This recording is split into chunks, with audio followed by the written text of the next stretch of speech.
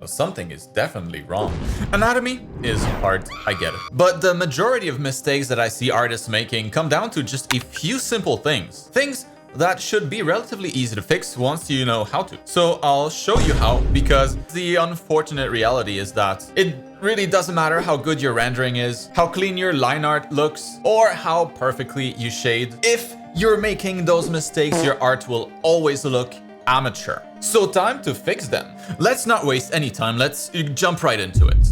The first mistake that's absolutely destroying your character art: drawing limbs like sausages. What? My very scientific name for that is the sausage limb syndrome, where arms and legs look like someone tied invisible rubber bands around each of the joints. Because in reality, both sides of the arms and the legs are very different, not symmetrical at all. Just looking at the arm, the shapes are more offset like this, and that's what makes it look natural. It's the same story for the leg. The shapes of the quadriceps and the calves aren't symmetrical, the masses are offset instead. And that fact is even more obvious, I think, when looking at a leg from the side. You can almost draw like a straight vertical line from the back of the upper leg into the front of the lower leg. And that works from the front as well. The outside of the thigh becomes the inside of the calf.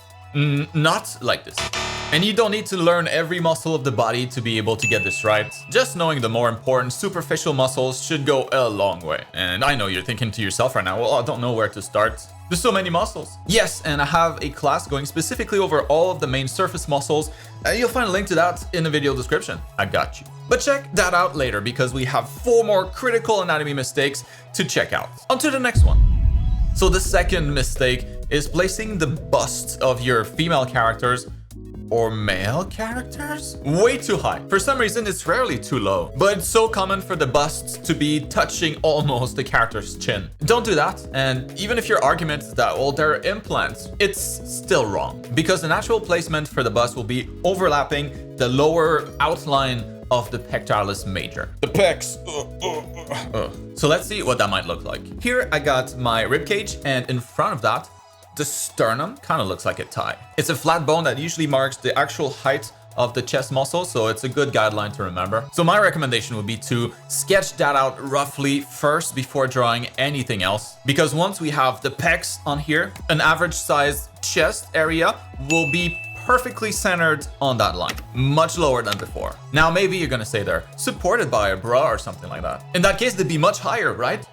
Well, yes, but not by that much. These are supported, but they're not much higher than they were before. Still clearly overlapping that lower line defining the chest muscle. You always gotta make sure there's enough room between the clavicles of your characters and the start of the cleavage. It's the law. Alright, the next mistake is super common. It's actually been a challenge for me as well for many years, where I had trouble drawing the face in 3/4 view. Specifically the outside line here for the cheeks. Because when a character is facing the camera, it's not really a problem. But as it starts to rotate and perspective starts to play a role, you have to make sure that the facial features overlap properly. With just a little rotation, we'll still be able to see everything clearly. But as the angle approaches more of a profile shot, the nose, the ridge of the eyebrows, the mouth also will start to cover the cheek line. But unless the head is fully turned to the side, you should still be able to see that line that defined the side of the cheek. Or at least see part of it, what's not left behind something else. It doesn't just magically vanish. And well, lucky for you, if you're struggling with that, all you need really to fix this is a mirror. This way you get the perfect reference every time. But really, a better approach, I think, would be to start by drawing the shape of the head and then drawing on the facial features. But yeah, hopefully with that knowledge, you won't be making that mistake anymore. I believe in you. I also believe you should check out my complete art education program, where we cover anatomy in great depth, animal anatomy as well, with over 12 hours of class on the topic, just amongst many other topics. With over 28,000 students now, the art school program for digital artists is the most popular art education from home in the entire world. And if you've had your eyes on it, you'll be able to get it at a huge discount for a couple more days. Check the description below to know exactly when the sale ends, so you don't miss out. I'm extremely proud of it, and I think, like most, you'll find the value is just insane for the price, especially now that it's still on sale. Check it out, link down below. All right, let's check out the fourth mistake, one that I will say most professional artists will get wrong: completely backwards armpit anatomy when arms are raised. So you might be looking at this and thinking to yourself, what's wrong, bro? That looks fine. You would be wrong, and I'll show you exactly why. Here are the back muscles, called the latissimus dorsi, or lats for the gym bros. And these are drawn as if they were behind the triceps of the character. But that's not how it's supposed to look like. That's reversed. So let's just take a couple seconds to go over the muscles in this area and we'll see why.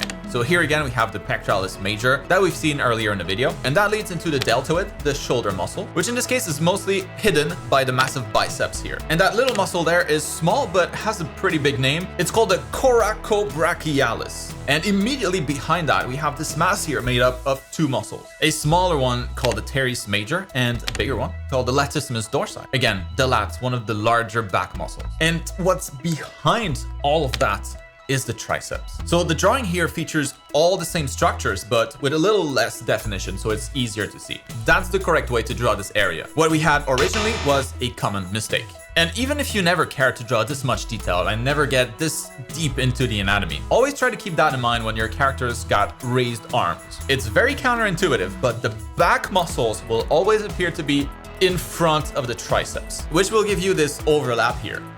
Not like that. Now you know. And now, well, here's the final anatomy mistake. Probably the most important out of the whole list because it impacts the entire body. A mistake that's absolutely ruining your character drawings. Ignoring the fundamental proportions that make a human look human. I get it, proportions are hard, but here are a couple of guidelines that you should keep in mind that I think will help you immensely when it comes to drawing believable characters with correct proportions. Because you can have the best line quality, the most accurate placement for muscles, it still won't matter if your proportions are a hot mess. Looking at this at the first glance, it might look fine. But again, you would be wrong. The upper arm is too short, the knees are too high, the left arm is too short. Usually though, the culprits are the limbs. So let's take a look at a couple proportion guidelines, proportion relationships that you should keep in mind the next time you draw a character. Let's start with the knees. They're almost always going to be right below the halfway point of the leg if we measure from the crotch to the heel. Not any higher or lower. Easy to remember. Next, the femur, the bone of the upper leg, is the longest bone in the entire body. This means the lower legs are always going to be shorter than the upper leg. Makes sense.